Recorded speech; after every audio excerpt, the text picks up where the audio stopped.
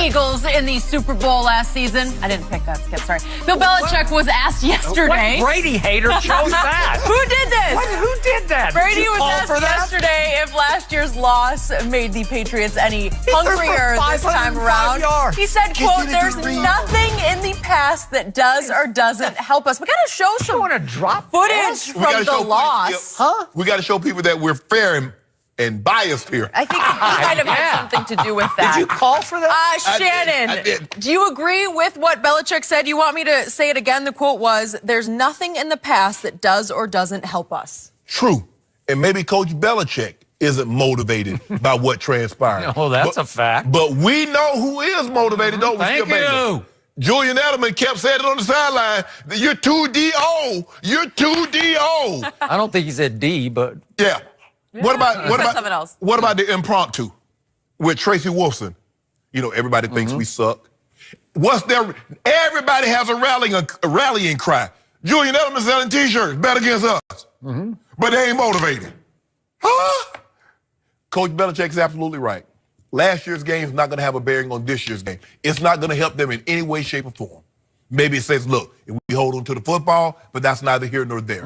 But I can assure you, the guys that were on that roster, they want to atone, although you can't, but they want to make amends for what transpired. They believe, Skip, every time they touch the field, they believe they're the best team that's taking the field on a given Sunday, Monday, or Thursday. They honestly believe that. Sure. With the exception probably of once, and I'm not so sure they didn't think that the first Super Bowl, they believe that they hit the field Super Bowl Sunday as the best team. I'm not sure they thought they were better than the St. Louis Rams. That's what I'm saying. Maybe I'm not sure about that. Without the first one. But from that point on, they believe they're the best. Every time. Now, for some reason, they've convinced themselves that they're the underdog. Kind of like the Philadelphia. You know, they wore the dog mask, and that was their rallying cry. Underdog, the wonder dog, all that. But somehow the Patriots have convinced themselves they're the underdog. Remember, Vegas opened them as a slight underdog in the Super Bowl until the public said, hold on just a second. You must be out your mind. Boom. You must be out your mind. Yep. So Coach Belichick is absolutely right. I don't believe he's probably not using it as motivation. He's absolutely right. Last year's game is not going to play an impact on this year's game. But a lot of his players are definitely using what transpired last year to make sure that doesn't happen this year. Especially the quarterback. Yes.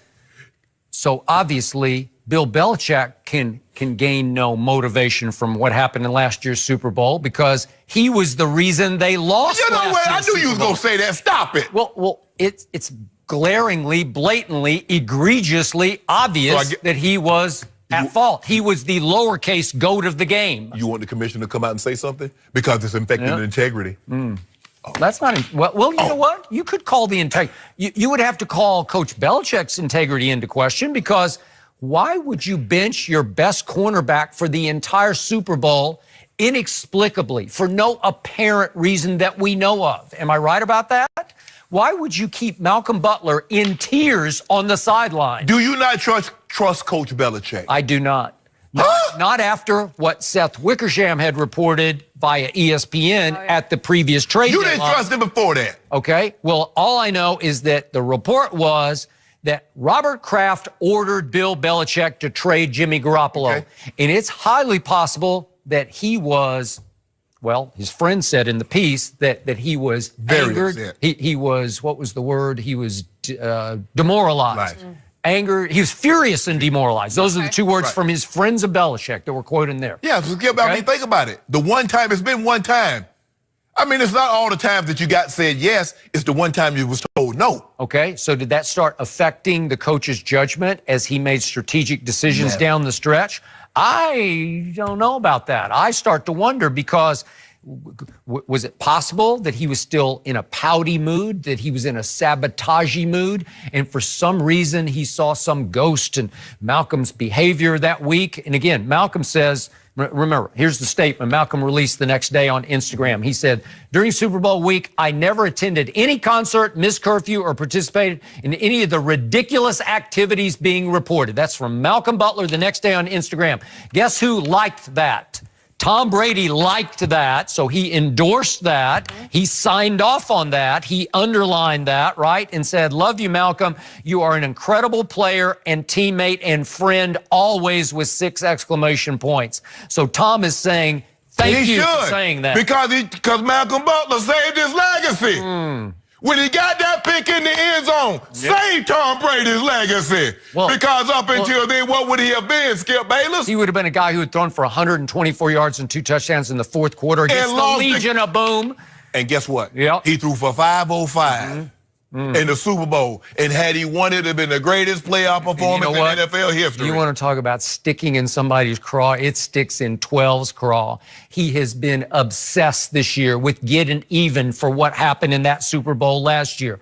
And yes, he did fumble at the end of the game, but it wasn't... No, take them quotes off. Wait. It wasn't an unforced error. It wasn't like he made a mistake like he did to Reggie Ragland. Ball secured. He didn't secure the ball, so that's a mistake. He's trying to do too much, and it was a great play by Brandon Graham, and you have to admit that. It was a great play. It was a great play. It's what you call a forced error. Sometimes one guy, a very good player, Brandon Graham, just makes a better play.